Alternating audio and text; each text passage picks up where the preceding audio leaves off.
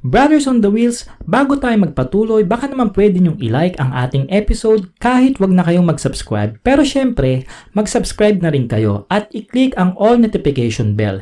Meron na rin tayong Facebook page, like and follow nyo na rin at mag-join na rin kayo sa ating Facebook group para fully updated kayo sa mga parating nating motorcycle episode.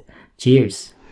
Okay mga brothers, ito yung second walk around naman natin. Etong Easy Ride 150N. So sa halagang 65,000 pesos na price, meron ka ng maxi scooter, 'di ba? Napakamura mga brothers. Plus formado pa sa features at solido ang performance nito. Kaya ito yung sisilipin natin ngayon. Tapos yung presyo niya pagka kinash mo, nasa 58,000 na lang, 'di ba? So saan ka pa? Tapos meron pa silang zero interest na installment plan. So una sa lahat, pag-usapan natin dito yung body design ng Easy Ride 150N. So una, marami nagsasabi dito, ito daw hango o inspired sa maxi scooter ng Yamaha. Yan nga yun, CN Max. Kasi you have to consider yung mga ang angas mo ah. Oo naman, agree naman ako doon. Pero hindi naman talaga lahat ginaya naman kasi hindi nga pwede yun mga brothers, makakasuhan sila. Let's say dito, pagdating dito sa likod, ang design niya talaga, makikita mo naman talaga yung puwetan niya talaga, pang NMAX naman talaga, no doubt naman doon. Pero pagdating dito sa gilid, may konting pagbabago naman sa mga linings and edges niya. Ayan, hindi naman masyado talagang ginaya. Tapos dito, pagdating dito sa harap, talagang bagong-bago na kasi makikita mo dito yung mukha niya, hindi na talaga kamukha ng NMAX kasi naka-split type na yung headlight nito Ayan Kala mo nga mukhang ibon Tapos buksan natin para makita nyo yung position lamp o yung daytime running light na sinasabi mga brothers. Tapos signal light pa natin. Ayan di ba? Ang guwapo. Tapos ang ganda ng mga edges niya yung mga linings niya. Kaya kahit malayo ka, mapapalingon ka talaga Kahit ako pag nakikita ako dito sa mga public road sa Olongapo, dito sa Zambales, napapalingon ako Sabi ko, ang ganda talaga nitong maxi scooter na to. Kung pwede lang kumuha ng additional na motor, ginawa ko na. Kaso hindi na pwede, puno na ang garahe. Okay, move over na tayo. Okay, unahin na muna natin dito yung pinaka dashboard niya. Ayan, kasi digital So yung style nito paano talaga natin na pang NMAX naman pagdating dito sa dashboard niya. Hoy! Fully digital na po itong gauge panel niya. And then nandito yung trip meter, yung RPM, ayan. Ito yung pinaka indicator ng gasolina mo kung empty na.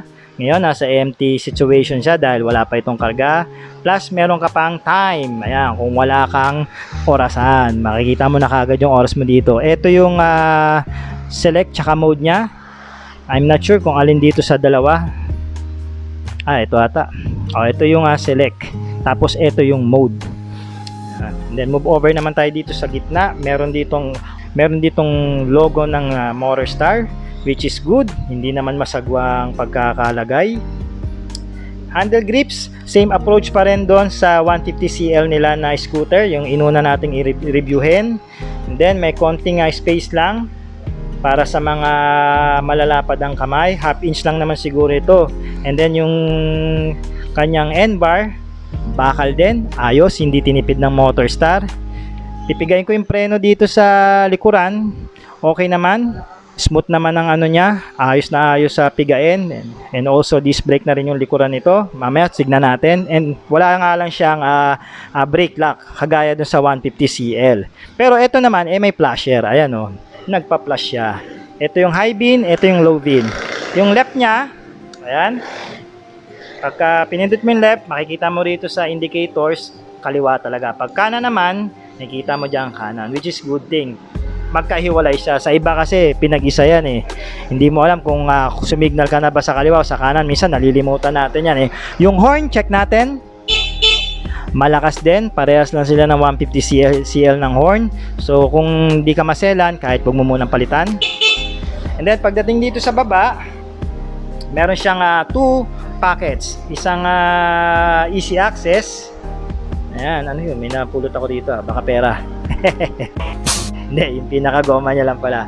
Isang malalim, so kasya dito, ayan, sinusukat ko mga brothers, pasok yung kamay ko, so pasok dito yung cellphone natin, plus meron siyang USB charging o USB outlet. So saan ka pa, hindi ka na magpapalagay, napaka-conveniente. Ganda rin ng ganda rin dito ng pagkakalagay ng plastic at pagkakagawa, makapal din. Tsaka elegante yung design, no? Classy. Masasabi ko talaga yung Motorstar nag-i-improve sila pagdating sa mga fairings. Okay. Ng quality ng fairings nila, ako say. Lagayan ng side mirror. Ayan, then pagdating dito sa kanan, nandito yung stop start. Tapos switch ng park light, switch ng headlight. Electronic start, eto. So hindi ito magi-start ngayon, walang gasolina Handle grips, okay naman damain. Ang ganda ng pagkaka-rubber niya, malambot. Tapos yung preno dito sa unahan, swabe rin pigain. N-bar na bakal, ayos. So mga brothers, seat height naman tayo. So makikita nyo ngayon mga brothers, nandito ako sa unahang bahagi ng upuan ng motor. Nakalapat ang aking paa. So take note po, 5'4" ang height ko, nakaboots ako ngayon, bali 5'5" na ako. Ayan, so sa mga 5'5" pababa dyan, don't worry, madadrive nyo pa rin itong maxi scooter ng Motorstar.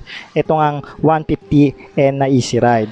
So sa mga 5'5" pababa, kayang-kaya nyo itong ma-manage, no? And then pag umusog ako sa bandang likuran, bubukakan na ako konti, and then titingkayad na po yung paa ko. Pero okay lang naman pagka tumatakbo ka na. Ngayon, pag uminto ka, traffic o may angkas ka, pumunta ka sa unahan para malapat mo yung paa mo at makontrol mo yung bigat ng motor na hindi ka tumumba. Pero ayos.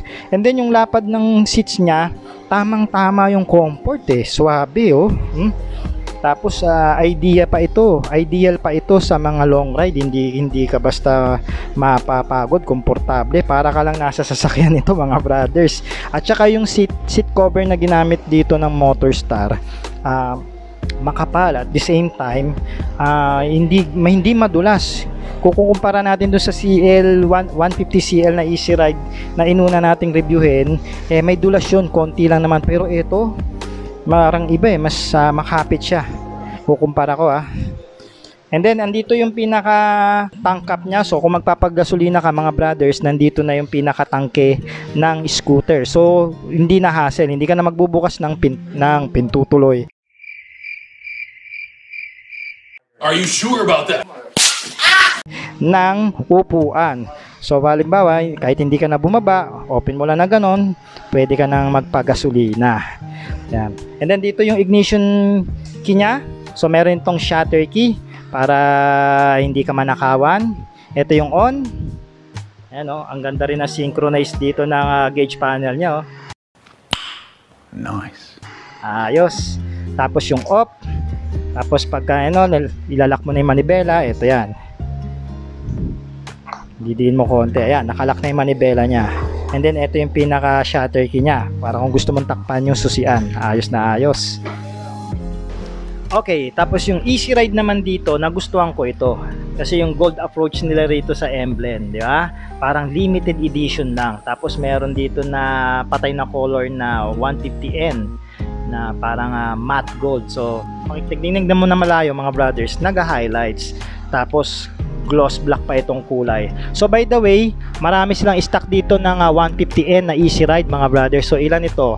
Gloss 1, 2, 3, 4, 5, 6. So meron silang 6 units dito mga brothers on the wheel ng 150N easy ride dito sa Castillejos Motorstar. So bisitahin niyo yan mga brothers. So may kulay sila rito na gloss black, matte black, at saka red. Ayun, doon sa dulo kung nakikita nyo. Ayun.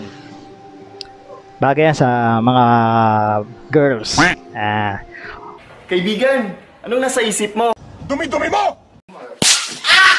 Okay, seat cover. Sabi ko kanina, hindi ganun kadulas at saka makapal. Tapos meron logo dito ng Motorstar. Ayos. Grab bar niya, ayos din yung pagkaka-design. Sumusunod dito sa linya ng body ng scooter. Tapos gloss black po ito. Okay din hawakan. So komportable ang backride nyo dito. Tapos tingnan natin yung taillight ngayon mga brothers. On natin ngayon siya. So ang taillight niya mga brothers, LED na rin. Salamin, ganun pa rin yung approach, makapal, quality. Turn signal lights, LED. So nakasabay siya dito o nandito siya mismo sa housing ng taillight niya, hindi siya nakalabas, which is good. Modern na isang pagkaka-design. Reflector, and then dito yung plaka. May sarili ning ilaw yung plaka para mas visible sa gabi. Okay na okay. Yung fender niya hindi naman maporma, pero ang maganda malapad. So protection ito sa mga putik, no? Hindi basta-basta mapuputikan tong taillight mo at saka yung pinaka backride mo. May sticker dito ng reflector. Tapos sa shocks niya, dalawa po ito. So naka-dual shocks to sa likod, bahagi ng motor. And then sad to say, hindi rin ito adjustable. So kung magbababa ka o magtataas ka ng shock, papalitan mo to ng mga aftermarket. Tar hugger, ayos, mahaba, naka-extend, no? Hindi lang dito sa kalahati ng gulong, hanggang dito na, halos binalutan niya na yung buong gulong. So safe na safe ito sa putik. Tapos ito pa yung fender mo. So hindi talaga to papasukin. Ganun pa rin yung approach ng Motorstar dito, malinis yung mga kable nila, everything is in place, walang na misplace, gustong gusto ko yan. Pero ito, ordinary nuts lang ang nilagay nila rito, wala mang problema yan, pero pwede mong palitan. Pero dito, pagdating sa tambucho tsaka sa muffler guard, allen range, bumawi naman. O kabilang side tayo, dito makikita natin dito yung maporma nilang air filter, na solid din yung plastic. Yung air intake niya nandito sa ilalim. So hindi kagaya doon sa 150cl nakapaibabaw naman, pero wala namang problema yan, no? Nagkatalo lang naman sa design. Ang ganda rin ng panggilid. Yan, no? May takip na plastic pero bakal tong loob, no? Tapos ito yung kickstart. Mas magandang kickstart niya kasi yung tapakan malapad. So ito naman yung mga magaganda sa mga scooter ng Motorstar, may kickstart. Yan ang hindi kailangan mawala sa scooter kasi mga automatic yan paano na kung hindi ka na makakapag electronic start, di ba? So tulak ka ngayon. Tapos ito yung disc brake niya. So ito mga brothers, disc brake na ito. Ito yung gustong gusto ko sa scooter na ito. Disc brake harap tsaka likod.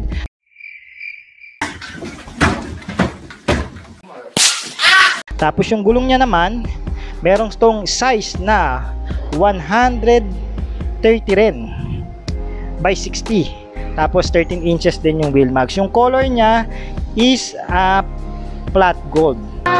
Flat gold ba to o matte gold? Pero patay yung kulay niya Pero ang ganda pagka bumabagay yung mags niya dito sa sticker. Tapos gold pa siya, no? So classy ang dating naman ito sa kalye. Cruising na cruising, chill ride. And so ito rin yung sticker. Ganda talaga. Tapos pagdating dito, parang kala mo yung dashboard ng auto. Ito yung parang sa may yung something yan pagka may backride ka. No, hindi siya madudulas yung hita niya. May purpose to mga brother. Ito yung tapakan, bakal, alloy, ayos. Ito yung tapakan ng rider din. Mahaba yung space niya, so pwede siya maglaro dito. No, ideal for the long ride. Ito yung side stand. So sadly wala siyang kill switch pagdating sa side stand, center stand. And then you have it. Nakaikot na tayo mga brothers. So ngayon, pag-usapan na natin ang presyo niya. Pakita mo na, Lark. So again, sinasabi nga dito ng mga staff na mas maganda daw kunin yung zero interest installment plan nila. Siyempre, walang interest yun Malaki, parang nakash mo lang siya ng hanggang 18 months ang maximum. So meron siyang 12 months up to 18 months. Alam ko 6 months pa nga, meron pa yan. Bagay, nakalagay naman yan dyan So mga brothers, salamat at sinamahan nyo ako sa ating hulong minuto ng vlog. Wait a minute! At tuloy-tuloy lang tayo sa mga walk around review natin. Marami tayong mga motors nasa listahan, mga request, message, at yan ay gagawin natin ng abot ng ating makakaya. So ako nga po ulit si Ark ng Sork Moto. Salamat sa panonood nyo. Signing off. Bye, have a great time.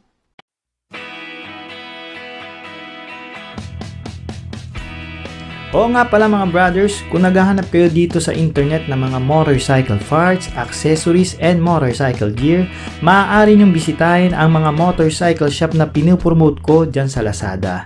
Make sure you have a Lazada apps and account para maka-order kayo at COD naman yan. Hanggang sa muli mga brothers, ako po si Ark ng Short Moto. Maraming salamat po sa panonood at suporta. Ride safe and cheers!